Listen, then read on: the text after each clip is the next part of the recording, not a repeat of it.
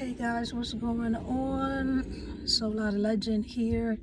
Mental Health Awareness Month, check-in day 4. So, you ever commit to doing something and then regret it so early on, but you just gotta see it through because you're a person of your word? I'm so feeling that way right now. Feel It to Heal It month sucks. I'm taking my hair out because I have a headache. I've had a headache every day. I don't know if it's from crying, from stress. I don't know. But I'm going to take these braids out because I don't think it's helping. But I didn't intentionally decide to do these videos, no makeup, just natural braided hair. But I feel more free when my hair is out, so I'm just going to take my hair out while I'm making this video. How about that? But anyway, today has been, a somber day. It's been a pretty sober day. And that's mainly because I had to spend yesterday recovering from the day before. Yesterday was so bad that the day before was so bad. Day 2 was so bad that on day 3, I was in recovery mode. So today I had to make up for that and get back into my reflective mode and my feel it mode, because my objective right now and my commitment is to really just feel what I'm feeling and evaluate where the feeling is coming from. And what I'm feeling more than anything is just tired. I just feel tired. I feel tired when I wake up. I feel tired throughout the day. I feel tired when I'm in bed. I'm just tired. It's not sleepiness. It's like mental and emotional fatigue.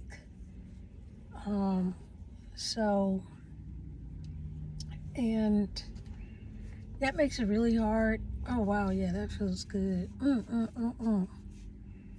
Scratching that scalp. It makes it really hard to get out of bed in the morning, and just hard to do things, hard to move around. I'm tired, and I'm tired of being tired. So, Feel It to Heal It month means that I'm not trying to manipulate myself into feeling good. Although there's nothing wrong with that, because, sometimes you gotta fake it till you make it. That's okay. You have to give yourself give yourself that boost of endorphins and dopamine and serotonin and all of those happy hormones, those calming hormones. Sometimes you have to induce the production of those hormones in your body through activities, meditation, mindfulness, exercise, yoga, stretching, creative outlets like music, dance, art, what have you. But you don't want to use those coping strategies so much that you're not taking the time now to evaluate why you were feeling bad and why you have to constantly induce or force, if you will. It's making me think of induced labor. I've given birth to 7 children, and with most of them, my labor had to be induced, meaning that the labor wasn't progressing enough for me to fully dilate to deliver the baby. And so I would go into labor and start having contractions, but then my body would quit during the process, and they would have to give me a drug to chemically induce the process of labor. That feels amazing. And so I feel like a lot of times, sometimes we do have to induce the chemical production of the feel-good hormones in our body. But it shouldn't be like that all the time. And because I feel like it's like that so often for me, it's really tiring. It's exhausting that I constantly have to force myself into what feels like in a natural state of emotion, because my natural state of emotion is kind of down. And so I haven't been fighting that natural state of emotion. They feel it to heal it is just feeling whatever it is. And I got distracted taking my hair out. It just feels so nice. That actually made me feel really good and happy. I think that's the biggest I smiled this whole month. Feels so nice. But anyway, yeah, just feeling very tired. And I guess I don't have a lot to say about it because I just feel tired. I feel tired of being tired and feeling tired of having to manipulate myself into an induced sense of happiness. And so feel it to heal it is feeling the natural state of emotion, discovering or searching out the source of it and rooting out whatever the problem is, digging up the roots of whatever is causing the unpleasant feeling. So that's what I've been doing. But it's been really tough. And today was a difficult day. As a matter of fact, I want to read this poem that I wrote. I've really been paying attention to how I feel when I first wake up in the morning, and how I feel when I go to bed at night. So this poem is a really good poem that expresses what that's like for me. So let me find this poem. Sorry. Oh yeah, I'm in my car self-medicating with chocolate covered strawberries.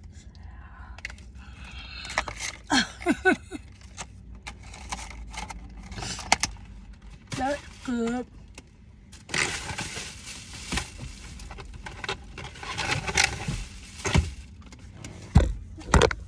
What? But I really want to find this poem for you.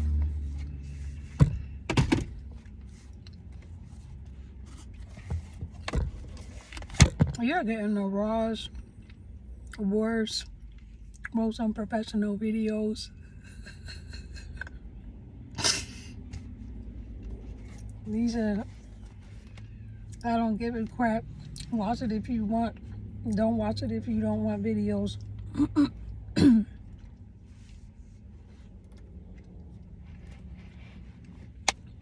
But this poem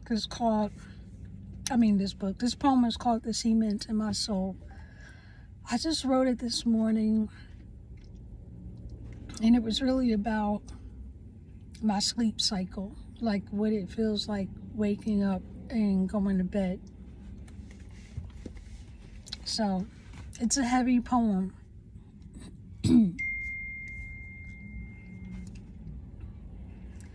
I can't seem to escape this sadness. It's like a cement in my soul, pulling me down to the bottom of a sea of sorrows. The cold waters of grief fill my lungs, drowning me in the tangible despair of internal screams that will never be heard. I struggle to swim toward the surface, but this cement in my soul is too heavy. It defies my movements. It defeats my efforts. The dancing light of the sun fades as I sink deeper. The darkness gets darker. The silence gets louder. The coldness gets colder until I go completely numb. I give in to the depths. The darkness appears as a blank canvas on which to author my final page. The silence becomes peace. The numbness becomes warmth. I cease struggling. I close my eyes. I breathe one last breath of sorrows, and everything stops. I finally succumb to the fatigue. My body collapses in exhaustion, although my brain tries to protect me from sleep. Sleep, the great deceiver that masquerades itself as rest, the cruel calm before the storm. A million nightmares is not as scary as waking up. A nightmare is escaped once you open your eyes. But how do you escape the nightmare before you when your eyes are open? How do you escape the gripping clutches of grief? How do you escape the heaviness when it's the very air you breathe? You lie in bed, the cement in your soul pinning you to the mattress like a champion sumo wrestler. Your innate bodily function somehow will your feet to the floor. After all, you're not going to just lie there and wet yourself, but you feel that cement in your soul in every movement. Your feet feel like the bronze feet of an elephant, your arms like the fallen tree trunks of two great oaks, the rotten wood of two great oaks. The day passes by without your presence. You don't even remember it, but somehow it's over. And the cycle starts all over again as you crash into the bed to face your fear of sleep that is not rest.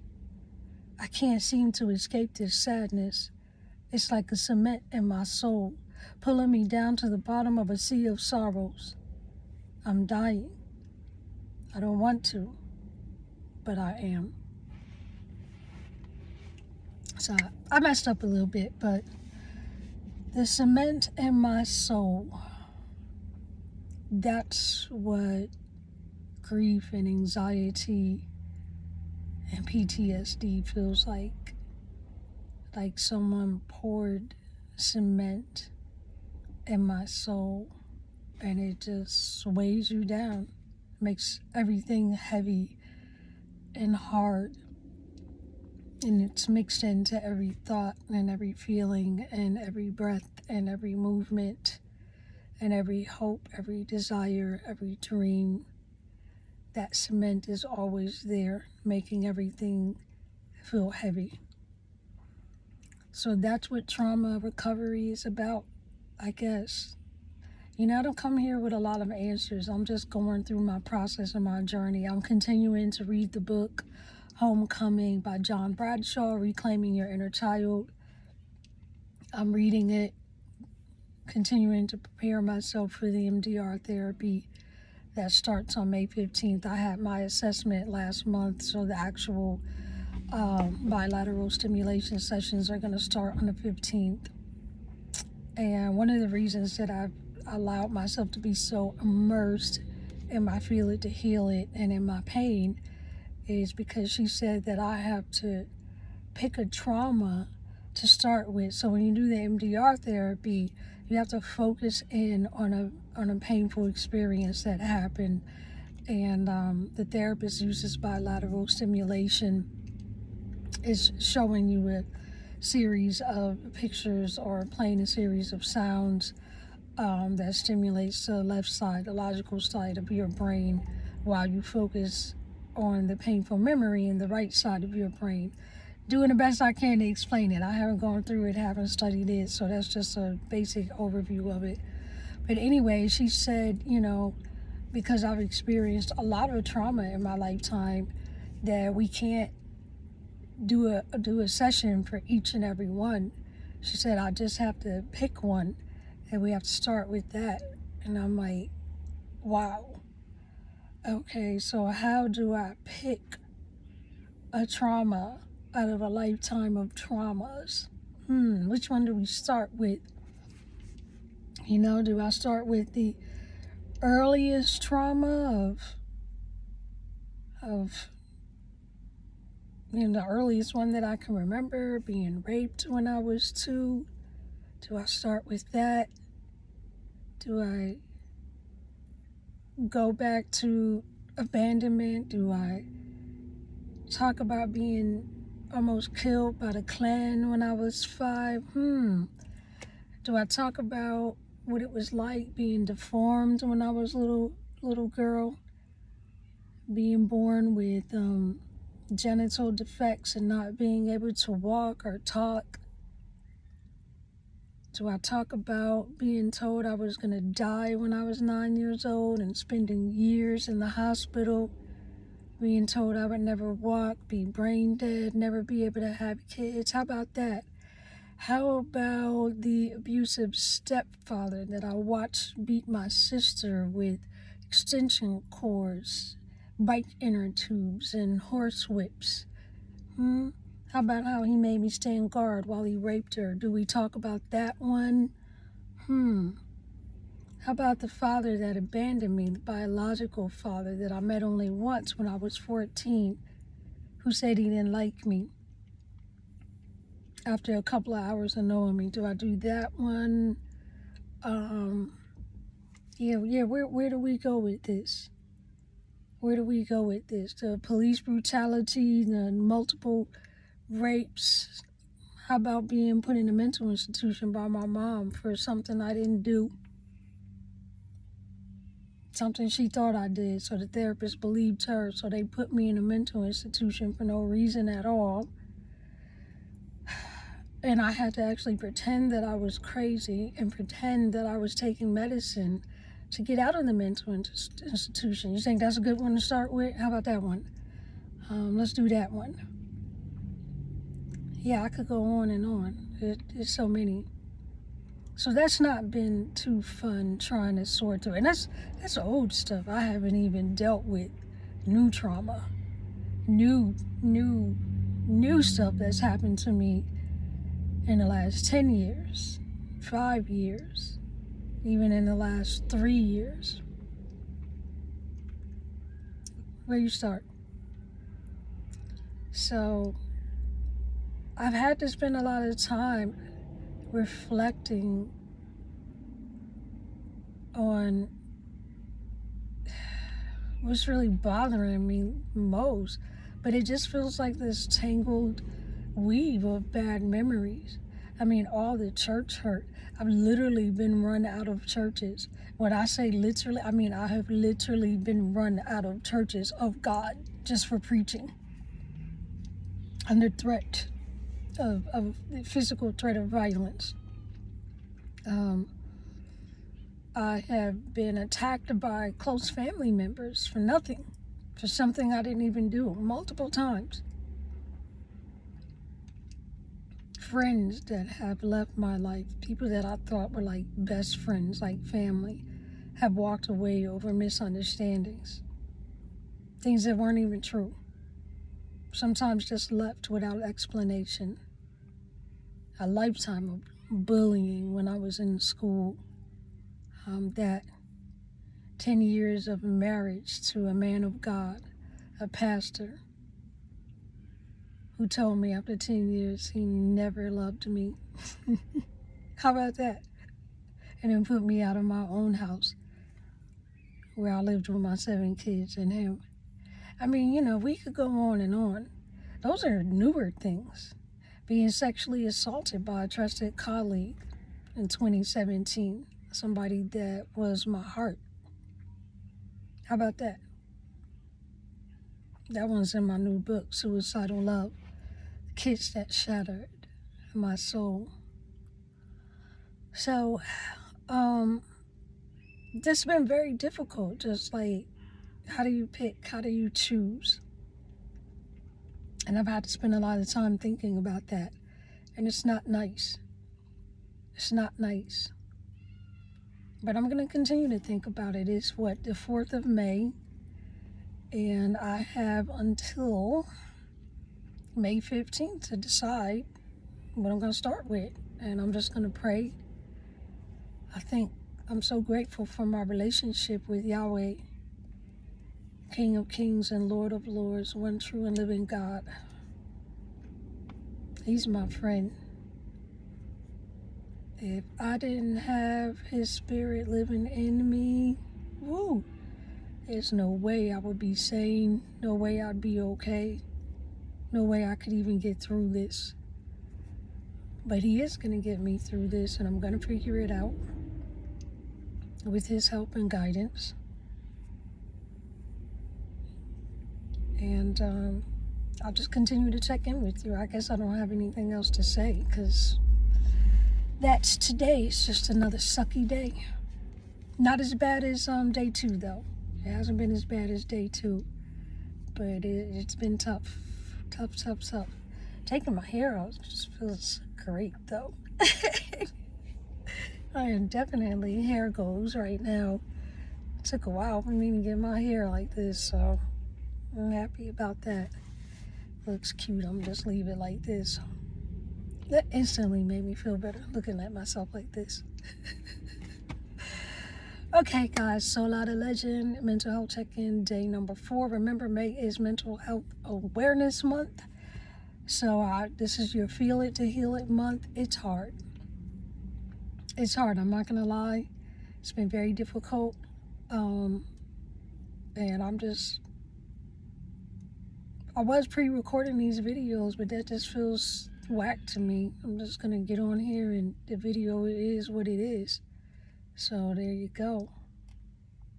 And just let it be what it is. So I love you guys, and hope you're going through your process. Don't run from it. I believe there's going to be a really great outcome to all of this, despite how painful it is. And we will get there together. Love you. And remember, until next time, only you can make your life matter.